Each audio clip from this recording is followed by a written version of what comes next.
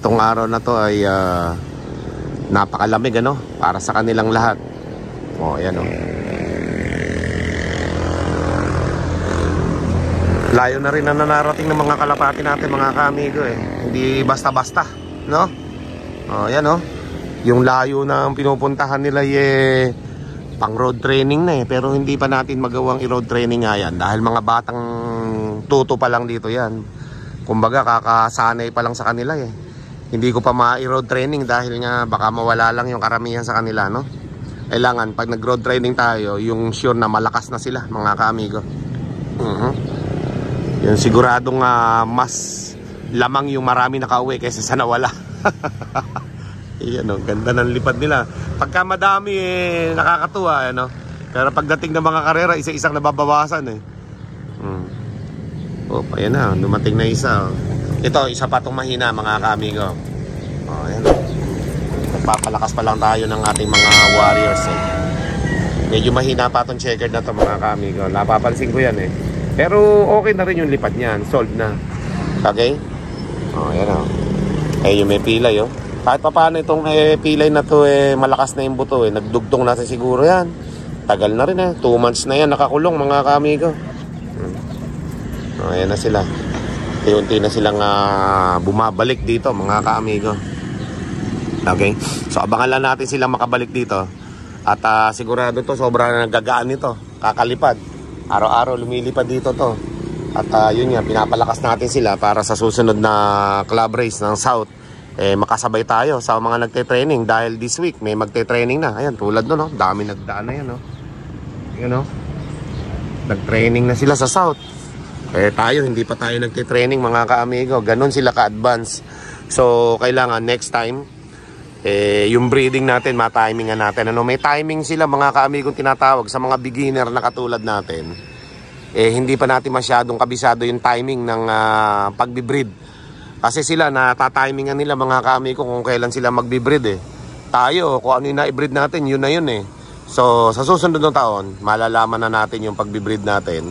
Kailangan galingan na natin ano, para makasabay tayo sa edad ng kalapati nila. Kasi tayo mga bata yung sinasali natin, yung kanila halos breeder na lamang na yung kanila sa malayuan mga kaamigo. Mga YB pa lang yung sinasali natin, kaya natatalo tayo no.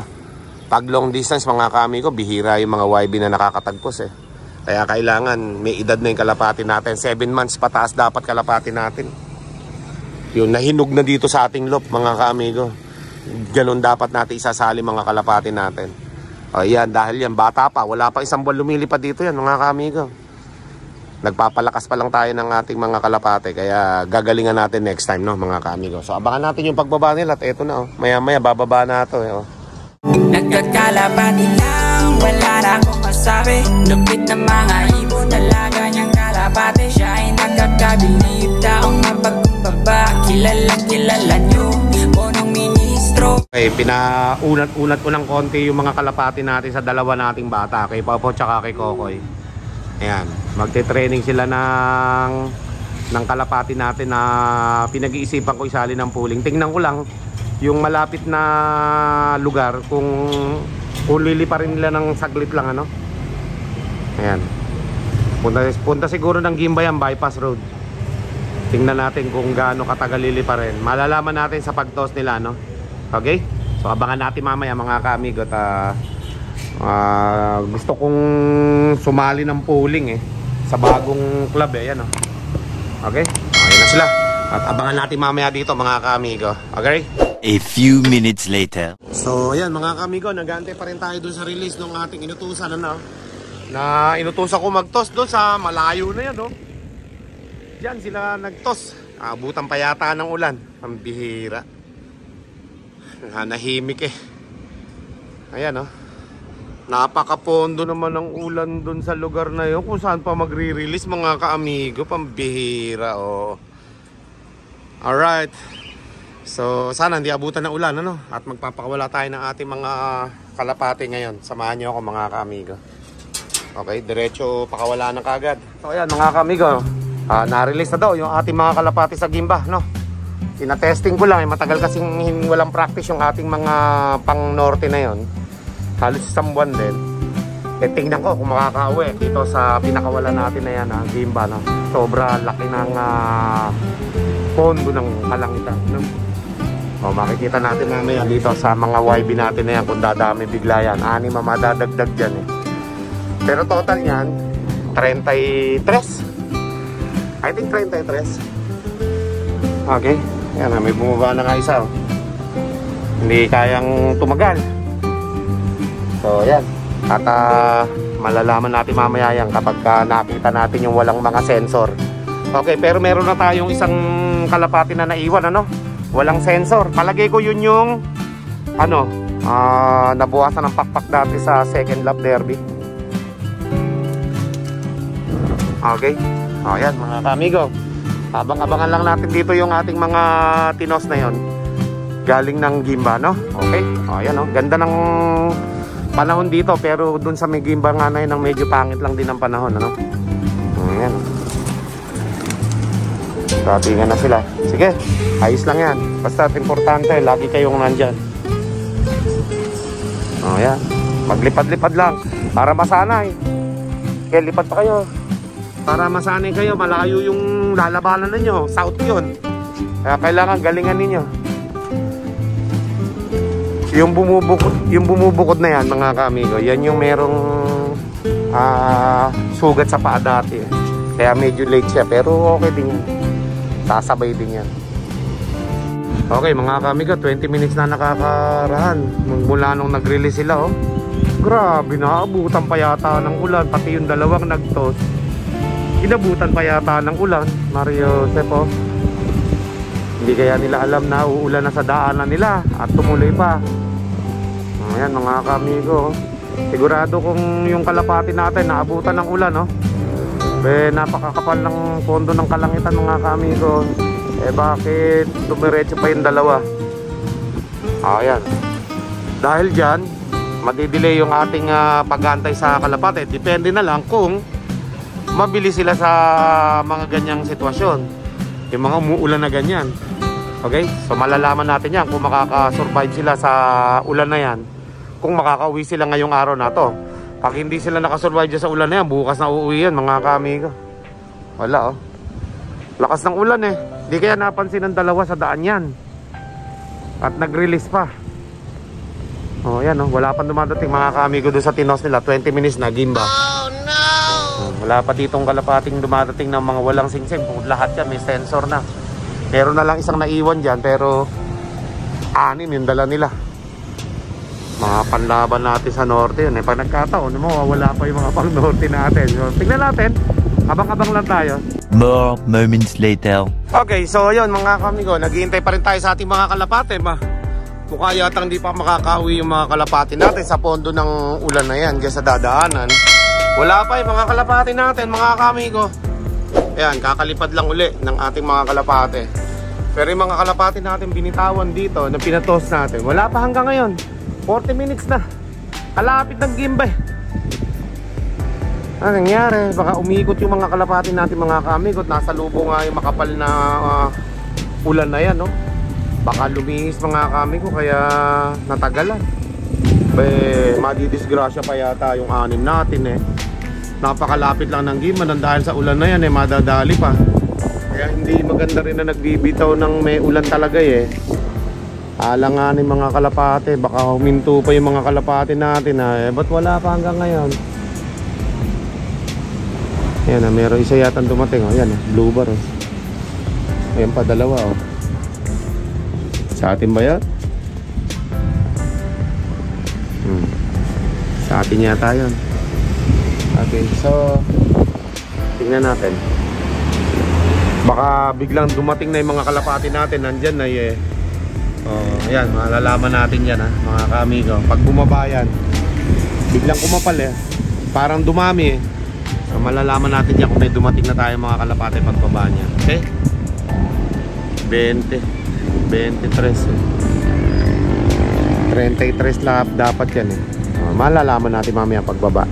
So for now, naghihintay pa rin tayo ng ating mga kalapate. Maliban na lang kung sumama na nga dito yung ating inaantay sa lumilipad na yan, ano? Okay? So abang-abang lang tayo mga kamigot.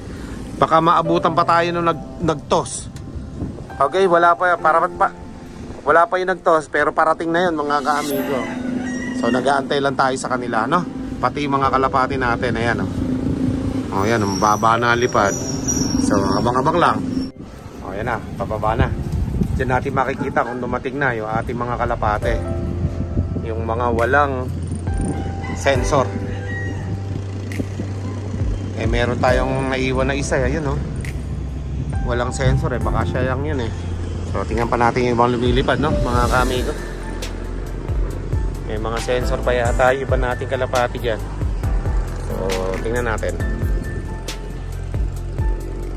Yan, meron na isang walang sensor doon sa isa na yun. Baka may dumating na tayo na isang kalapati dito, mga ka-amigo. Ito, I think yan yun.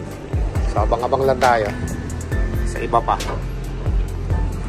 Bababa na yan, eh. Pagbaba niyan, doon natin malalaman kung ilan na yung dumating natin na walang sensor. Lumipad na yung mga kalapati natin. Nagulat na naman sa truck, mga ka-amigo. Dahil sa pagkakalipad na yon, nakita ko tuloy yung isa nating kalapati. Ayan, oh. O, dalawa pa nga ang kalapati natin nakita. Ayan, oh. Yan yung mga tinos ng Gimba, mga ka-amigo. Si Tagus Bala, yung kulay pula, at saka yung isa natin na checkered, ano? Ayan, dalawa yan. Oh, yan, nandito na sila, dalawa. So, tingnan natin kung nandito pa yung apat nilang kasama, no? Dahil lumipad, eh, nagulat, eh. Nagugulat, mga ka-amigo, mga kalapati natin sa biglang pagbusina, biglang pag-arangkada ng mga truck na maiingay. Lakas ng impact dito sa lugar namin dahil mataas nga. Eh, ang nangyayari, yung mga kalapati natin nagugulat. Ayan, pababain na natin sila. At dyan natin makikita kung nakarating na nga yung ating pinatos na anim, ano? Dahil sanay na rin naman sila noon dati, eh, iba na rin yung napapahinga kasi, mga ka-amigo, yung mga kalapati, kaya nakakabisoti, eh. Okay? So, nakalusot yung iba nating kalapati sa lakas ng ulan na yan, mga ka-amigo. Isipin nyo yung sobrang kapal ng ulan na yan, oh. Kapal ng ulap. Tapos pasuba pa yung hangin, mga ka-amigo. Eh, nakalusot itong dalawa natin, yung isang pula at saka yung blue check, ano? Ayan, yun nandyan. Ayan, oh. Ayan, may tama ng bala yung kulay pula dyan dati, eh. O, ayan, mga ka-amigo. So, bali tatlo na kaya sila dyan. O, ayan. At yan nga yung minomonitor natin dyan, mga ka-amigo, yung mga kalapati natin na pinos, ano? Okay, so kapag gusto natin pababain yung mga kalapati, doon hindi bababa. Pero kapag ang kalapati natin, eh, pag gusto natin paliparin, pero bumababa, baliktad. So, yan. Kaya abangan natin yung pagbaba nila. A few inches later. Ayan, papasukin na natin. Sik! Para masanay na dun sa ating trapdoor, diba? Kaya away pa sila ngayon dun. Sik!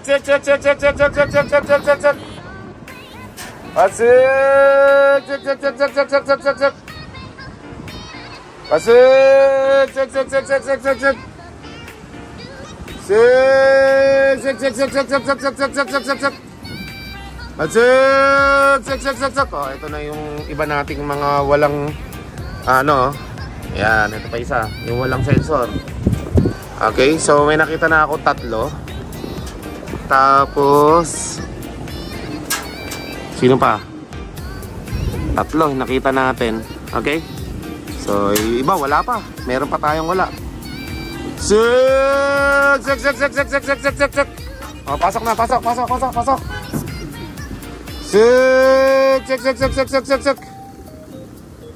Oh, pasok na, pasok. Sik! Okay, pasok na, pasok. Sik!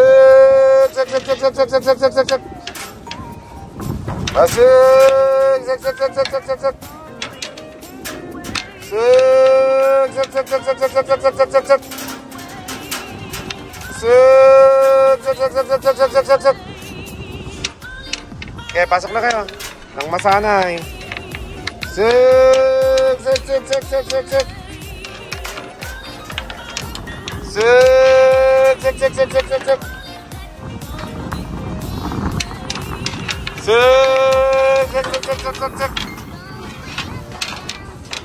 Okay, pasok. Oh. Yan, mga kamigo, meron pa tayong wala dun sa anim, ano? Yan, oh. I think meron pa tayo. Dalawa siguro di pa nakakauwi natin. Okay, so yun ang abangan natin. Isang blue bar. Isang velvet. I think 2 velvet. O, abangan natin. Mamaya natin mabibilang. O, ito pa isa. Sik! Kanina, pinapapasok kita. Ayaw mong pumasok. Alright, so abangan pa natin yung kulang natin mga kamigo dahil nga naulan eh. Ayan. Oh, naiba yung daan ng mga kalapati natin mga kamigo. Abang-abang lang. A few minutes later. Ito na mga kamigo, yung ating dalawang hinahanap eh ano. Parating na ngayon pa lang. Yun, no, yung velvet na hinahanap ko. Oh, pasok na, pasok. Sik. Buti naman na nakatakas kayo sa ulan. Oh, pasok na, pasok. Sik.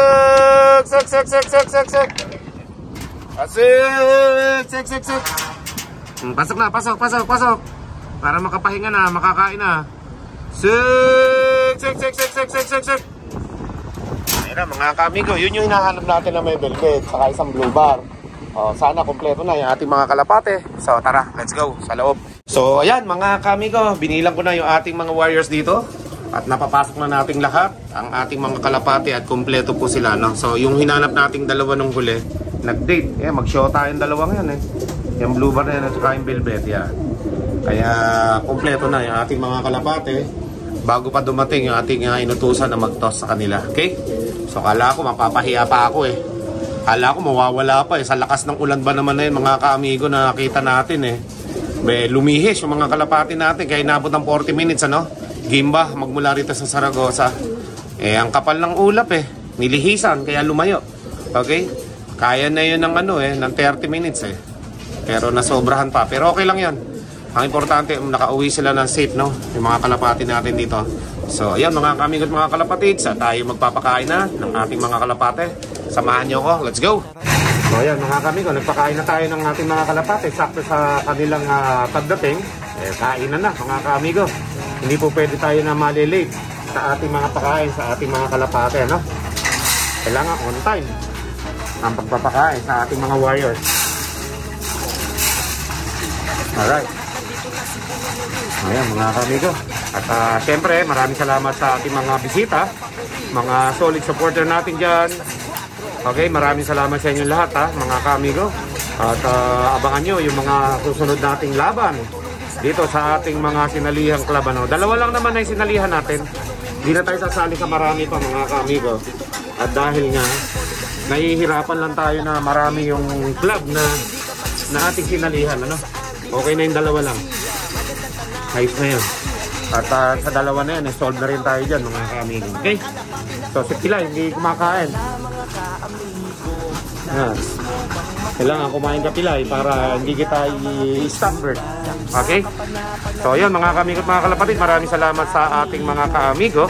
At lalagi nakasuporta sa ating YouTube channel. At syempre, sa mga nakapollow sa ating TikTok account, saka ating FB page. Okay? So, syempre, sa mga bisita po natin, huwag niyo pong kalimutan mag-like, share, and subscribe. At i-hit nyo na rin yung notification bell upang maging updated kayo sa ating mga latest video. Maraming salamat. Keep safe everyone. Double Zone. Thank you. May punong ministro, Lap TV.